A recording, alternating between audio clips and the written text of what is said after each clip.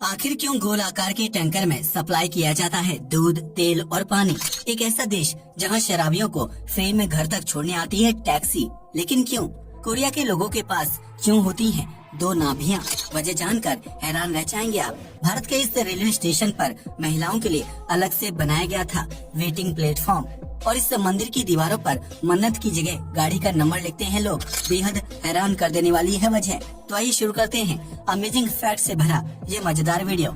Number 1, जब भी कोई इंसान रेस्टोरेंट या होटल में बैठकर खाना खाता है तो उसकी जरूरत को पूरा करने के लिए आसपास वेटर मौजूद होते हैं। लेकिन अगर स्पेन के किसी रेस्टोरेंट में बैठकर खाना खा रहे हैं तो वेटर को किसी भी चीज के लिए इशारा करने से पहले अपनी जेब पर हाथ जरूर मार लीजिएगा। दरअसल स्पेन के एक नियम के अनुसार अगर कोई गेस्ट खाना ऑर्डर करने के बाद वेटर को बार बार किसी चीज के लिए अपनी टेबल पर बुलाता है या फिर उससे एक्स्ट्रा सर्विस लेते हैं तो इसके लिए गेस्ट को हर बार 1200 रुपए खर्च करने पड़ते हैं।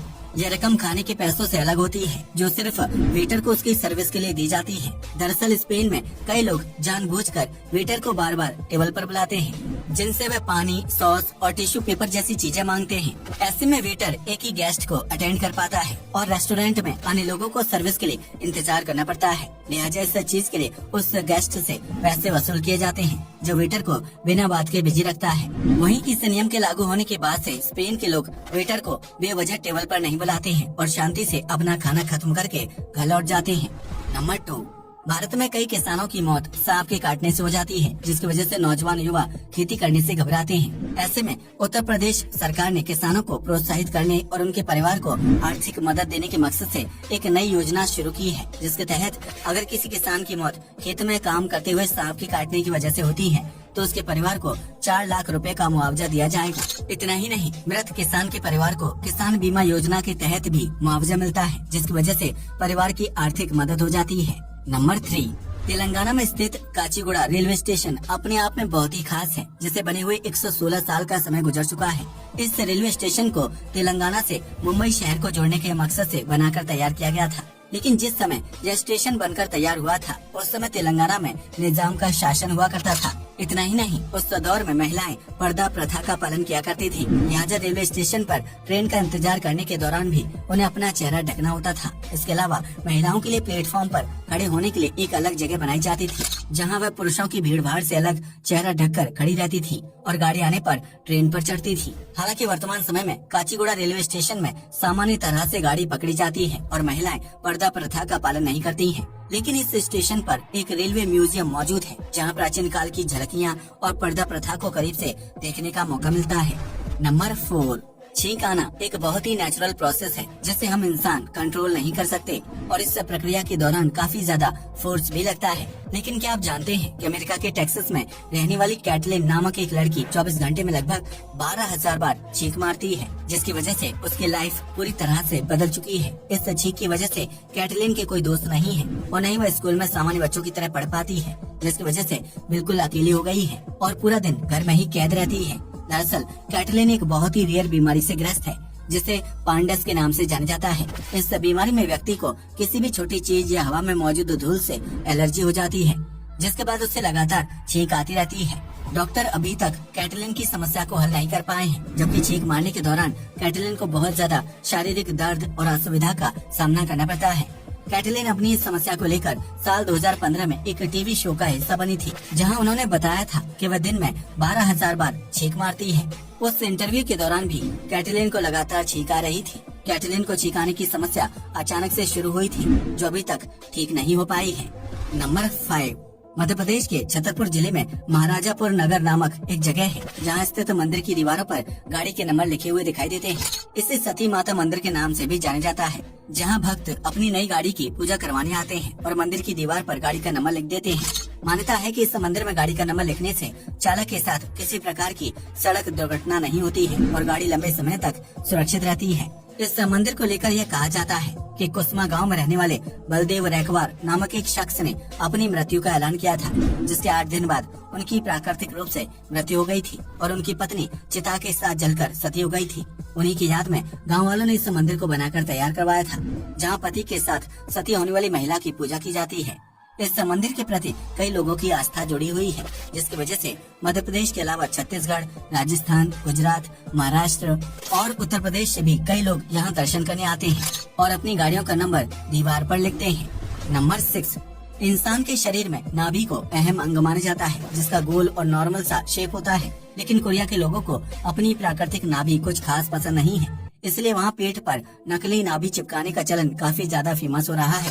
दरअसल कोरिया की एक प्राचीन प्रथा के अनुसार अगर व्यक्ति की नाभि पेट में सही स्थान और शेप में मौजूद होती है तो उसे जीवन भर सुख, समृद्धि और पैसा मिलता है। ऐसे में कोरिया के लोग एक अच्छा लाइफ स्टाइल पाने की चाह में पेट पर नकली नाभि लगा लेते हैं, क्योंकि उन्हें लगता है कि जन्म के साथ जो नाभि उन्हें मिली है उसका शेप और साइज कुछ खास नहीं है। खासतौर से लड़कियों में नकली नाभि लगाने का ट्रेंड काफी पॉपुलर हो रहा है, जिसे वे अपने टॉप के स्टाइल के साथ पेट में ऊपर या नीचे की तरफ स्टाइल कर लेती हैं। वहीं कोरिया में नकली नाभि बनाने और बेचने का बिजनेस भी बड़े पैमाने पर फल फूल रहा है, जिससे लाखों लोग पैसा कमाते हैं। नंबर 7, दुनिया भर में ड्रिंक एंड ड्राइव के केस बहुत ज्यादा होते हैं, जिसकी वजह से कई लोग अपनी जान भी गंवा देते हैं। ऐसे में इस समस्या से छुटकारा पाने के लिए इटली सरकार ने एक नई स्कीम शुरू की है, जिसके तहत ज्यादा शराब पीने वाले लोगों को फ्री टैक्सी सर्विस दी जाती है। इतना ही नहीं, सरकार इस सर्विस के लिए आम लोगों से पैसा भी वसूल नहीं करती है और उन्हें सुरक्षित घर पहुँचाने की जिम्मेदारी उठाती है। इस स्कीम के तहत जब कोई व्यक्ति बार में बैठकर ज्यादा शराब पी लेता है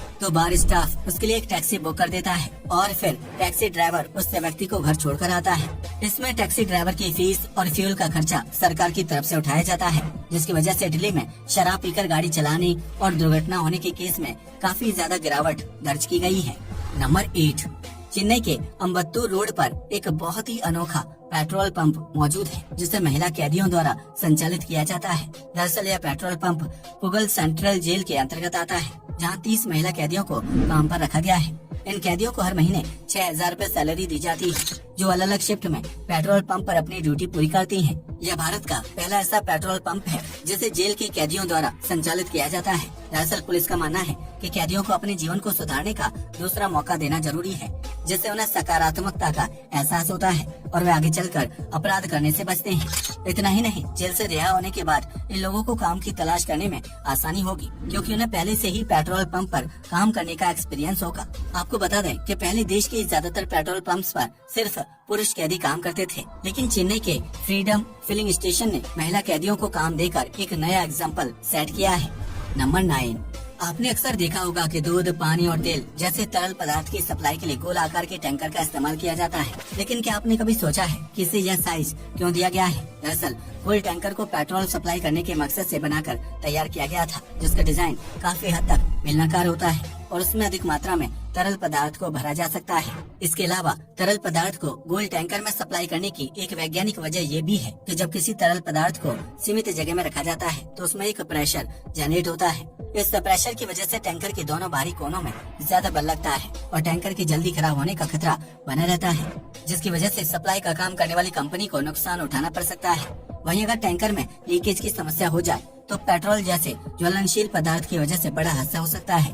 ऐसे में टैंकर की लाइफ को बढ़ाने और एक ही समय में ज्यादा मात्रा में तरल पदार्थ को सप्लाई करने के मकसद से बेलनाकार टैंकर का इस्तेमाल किया जाता है, क्योंकि इसमें प्रेशर बढ़ने पर भी टैंकर के बाहरी हिस्सों पर कोई असर नहीं पड़ता है और गोल डिजाइन की वजह से प्रेशर मूव करता रहता है। शुरुआत में इस गोल टैंकर का इस्तेमाल सिर्फ पेट्रोल सप्लाई के लिए किया जाता था, लेकिन वर्तमान समय में दूध और पानी के टैंकर को भी बेलनाकार डिजाइन में तैयार किया जाता है, ताकि उन्हें लंबे समय तक इस्तेमाल किया जा सके और टैंकर के अंदर अधिक मात्रा में तरल भरा जाए। इसके अलावा सीवर की साफ सफाई और गंदगी को एक जगह से दूसरी जगह ट्रांसफर करने के लिए भी गोल आकार के टैंकर का इस्तेमाल किया जाता है, क्योंकि इसकी लाइफ ज्यादा होती है और सीवेज से रिलीज होने वाली हानिकारक गैस टैंकर को नुकसान नहीं पहुंचा पाती है। आज के लिए बस इतना ही। वीडियो पसंद आया हो तो इसे लाइक और शेयर करें। धन्यवाद।